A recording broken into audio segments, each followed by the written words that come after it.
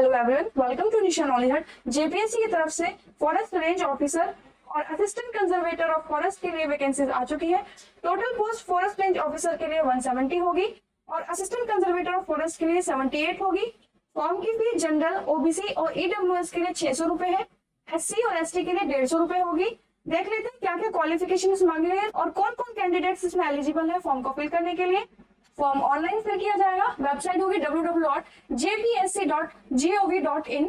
इस कॉलम में category wise post बताई हुई है। आगे देखते हैं टोटल पोस्ट इसमें 78 है। वेतनमान लेवल 9 से आपको दिया जाएगा।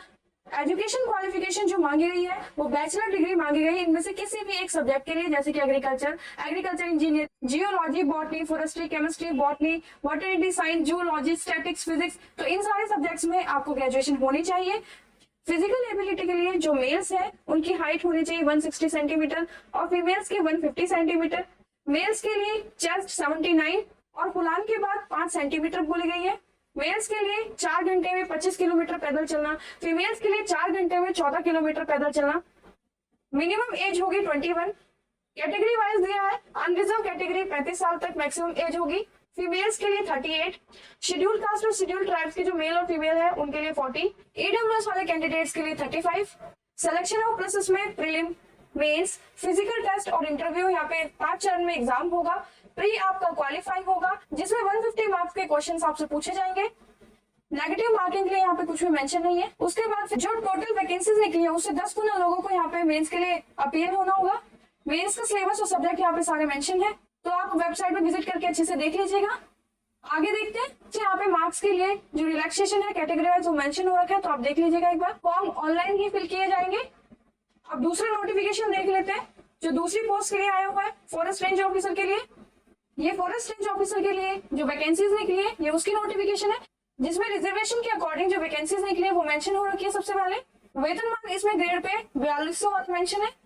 वेरियस सब्जेक्ट में बैचलर डिग्री मांगी हुई है, तो वो आप चेक कर लीजिएगा अपनी स्ट्रीम के हिसाब से, जैसे कि agriculture engineering, animal husbandry, veterinary science, agriculture, forestry, botany, environmental science, zoology, statics, physics, mathematics, geology, chemistry.